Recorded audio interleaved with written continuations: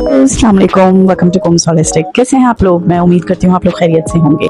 आज ये वीडियो आप लोगों के लिए बहुत मुफीद होने वाली है। ये खास तौर पर उन फीमेल्स के लिए जो गर्मियों में सारा दिन काम करती हैं और उन्हें अपनी सेहत की कोई परवाह नहीं होती, और जब वो ओपीडी में आती हैं तो वो किन कंप्लेंट्स के साथ आती हैं कि उनको इन्फेक्शन हो जाते हैं, वेजाइनल इन्फेक्शन हो जाते हैं, एक्जिला इन्फेक्शन हो जाते हैं, आर्मपिट इन्फेक्शंस हो जाते हैं और डिफरेंट इन्फेक्शंस हो जाते हैं। उनको बाज़ औक़ात एलर्जी हो जाती है और दूसरे प्रॉब्लम्स हो जाते हैं, जिसकी वजह से वो पूरी गर्मियाँ एक फ्रस्ट्रेटेड गर्मियाँ गुजारती हैं और अपनी गर्मियों को जिस तरीके से एक नॉर्मल लाइफ में गुजारनी चाहिए वो नहीं गुजार पाती।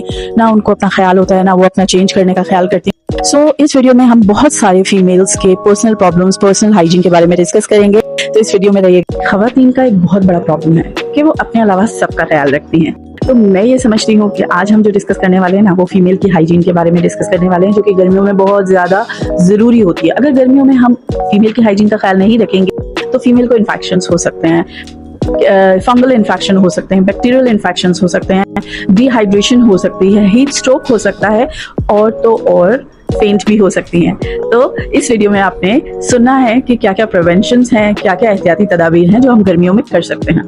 क्या आप जानते हैं कि औरतों का सिस्टम कुदरती तौर पे ऐसा बनाया गया है कि वो मेल से ज्यादा इन्फेक्शन प्रोन होता है। उसमें बैक्टीरियल इन्फेक्शंस भी होते हैं, फंगल इन्फेक्शंस भी होते हैं और फाउल स्मेल भी होती है, मतलब गंदी बदबू, जिसकी वजह से उनका जिस्म एक बीमारी का शिकार हो जाता है और उनकी पूरी स्किन के ऊपर इन्फेक्शंस होते हैं। अगर आप अपनी स्किन को खाने के बाद, अगर आप अपनी स्किन को बाहर से आने के बाद वॉश ना करें thoroughly with the water only, सिर्फ और सिर्फ अगर आप पानी से भी नहा लेंगे तो आपकी बॉडी रिंस हो जाएगी। इसके साथ चाहें तो आप कोई अच्छा सा सोप या जो भी आप यूज करना चाहें, शावर यूज करना चाहें, जेल यूज करना चाहें, व्हाटसएवर जो भी आपको सूट करता है वो जरूर यूज करें।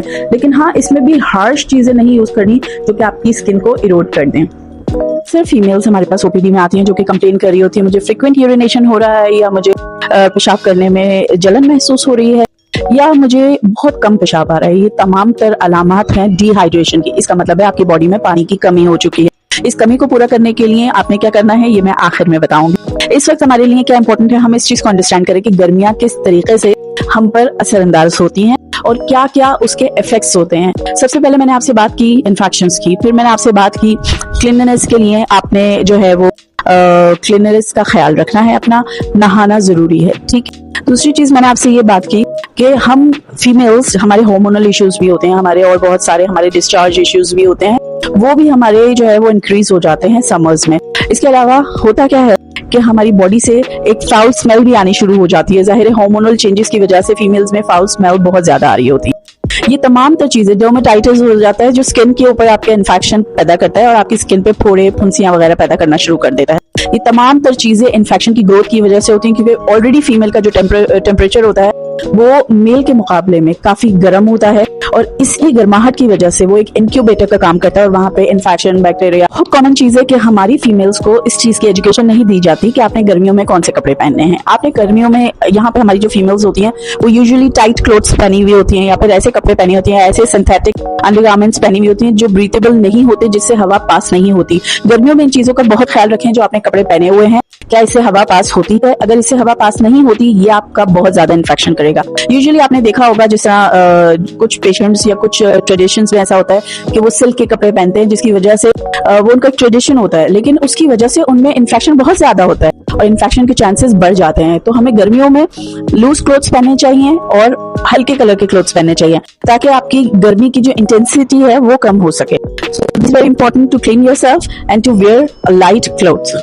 ये बात मैं आपसे पहले कर चुकी हूँ, लेकिन मैं फिर अपनी बात को रिपीट कर रही हूँ कि गर्मियों में डिहाइड्रेशन हो जाती है, जिसकी वजह से आपको पेशाब भी खुलकर नहीं आ रहा होता, आपको इन्फेक्शन भी होता है, यूरिन इन्फेक्शन भी होता है। उसके लिए आपने क्या करना है, पानी खूब सारा लेना है और नमकियात की कमी से अपने आप को रोकना है। इलेक्ट्रोलाइट इम्बैलेंस अगर हो जाएगा आपकी बॉडी में तो आपकी फेंट भी हो सकते हैं, आपकी तबीयत खराब हो सकती है, आपको नॉजियाटिक भी फील हो सकता है, आप बहुत डाउन फील कर सकते हैं, डिजीनेस भी हो सकती है। तो आपने करना ये है कि नमक चीनी का पानी घोल के पी लेना है, या अपने साथ रखना है जहां भी आप चाहें, या व्हाट्सएवर। इसमें जो चीजें आप ले सकते हैं, वाटरमेलन ले सकते हैं आप, सबसे बेस्ट है।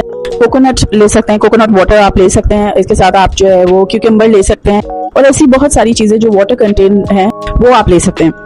उससे क्या होगा कि आपका वाटर का जो अमाउंट है वो कंप्लीट हो जाएगा आपकी बॉडी में। सो इसके साथ ही आपने जो है वो क्लोथ्स का ख्याल करना है। आपने अपने आप को आप पता है कि गर्मियों के अंदर बहुत सारी ऐसी एलर्जीज होती हैं, ऐसे कॉमन कोल्ड्स होते हैं जो कि गर्मियों में होते हैं। इसमें हमें क्या करना है कि हमें अपनी इम्यूनिटी का बहुत ख्याल रखना है। आपने लेमन का इस्तेमाल करना है, आपने सौंफ का इस्तेमाल करना है ज्यादा से ज्यादा, आपने धनिया का इस्तेमाल करना है, आपने डिटॉक्सिफाई करते रहना है अपने आप को। आपने हैवी फूड ज्यादा कंज्यूम नहीं करना है, इससे आपको इंडाइजेशन हो जाएगी। अब यकीन करें ओपीडी में, इमरजेंसी में सारे इस वक्त जो है वो एक्यूट गैस्ट्राइटिस के पेशेंट्स मौजूद हैं। क्यों? क्योंकि गर्मी की वजह से। इनफैक्ट के जो छोटे बच्चे हैं, इन्फेंट्स हैं, उनको भी गर्मी से बचाइए क्योंकि उनमें भी इलेक्ट्रोलाइट इम्बैलेंस हो सकता है और इसका जो हल है वो यही है कि आप एहतियात करें।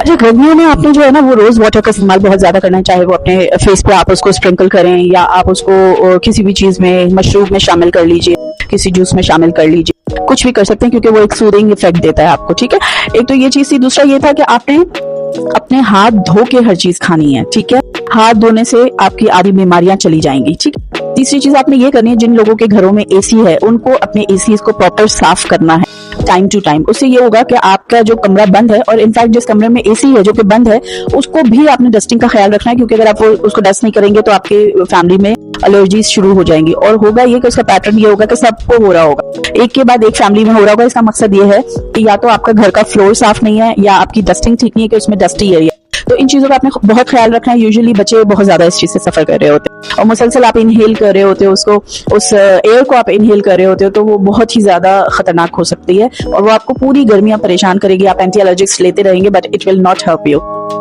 अच्छा, जो लोग एसी का इस्तेमाल कर रहे हैं उनसे मेरी रिक्वेस्ट है कि सडन टेम्परेचर चेंज मत करें। बाहर से एकदम सिवियर आप सन में से आए हैं, मुसलसल जो है वो एक गर्मी के एनवायरनमेंट में से आए हैं और आपने फटाफट जाके एसी खोल लिया और आप एकदम ठंडे हो गए, या एकदम बाहर से आए तो आपने बिल्कुल ठंडा पानी पी लिया। ये जो सडन चेंज ऑफ टेम्परेचर, जब आप सीवियरली टेम्परेचर चेंज करते हैं, सडनली टेम्परेचर चेंज करते हैं, तो उससे ये होता है कि आपकी बॉडी एकदम अलर्ट हो जाती है और इधर से इधर आ जाती है, तो वो बॉडी के लिए बड़ा खतरनाक है।